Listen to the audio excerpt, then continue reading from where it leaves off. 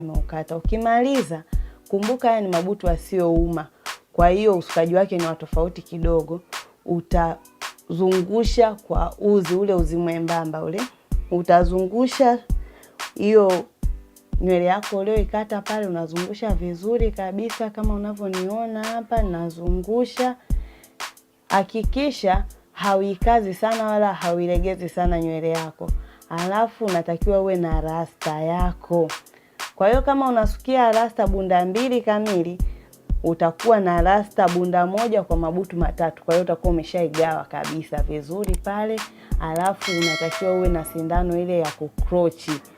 Kama sindano ya kukrochi ukiwa nayo tayari, hapo ndo unaweza kabisa kusuka mtindo vizuri na ukapendeza. Unakuwa unaingizia rasta.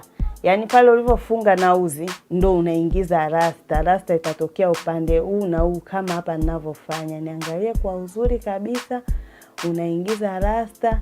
Ile rasta uliyoitenga kwa ajili ya hili butu moja utaingiza kidogo kidogo, kwa sababu sindano ya kukrochi yenyewe huwa sio, yani haina kishimo kikubwa. Kwa hiyo utaingiza kidogo kidogo hadi itakapojaa kwa usawa unaoutaka mwenyewe. Nitazame vizuri na nadhani utaelewa kwa umakini zaidi ukiangalia kwa umakini.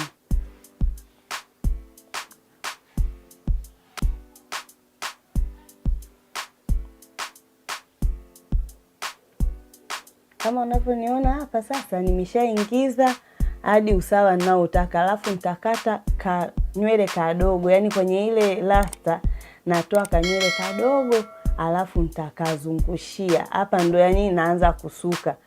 Ukiwa unazungushia hichi kinywele kidogo, usikikaze sana kuepusha kuuma. Yani haya ni mabutu yasiyouma, alafu ni usukaji rahisi. Kwa hiyo utazungushia, ukishamaliza unaanza kusuka. Yani utasuka njia 3 kama kawaida.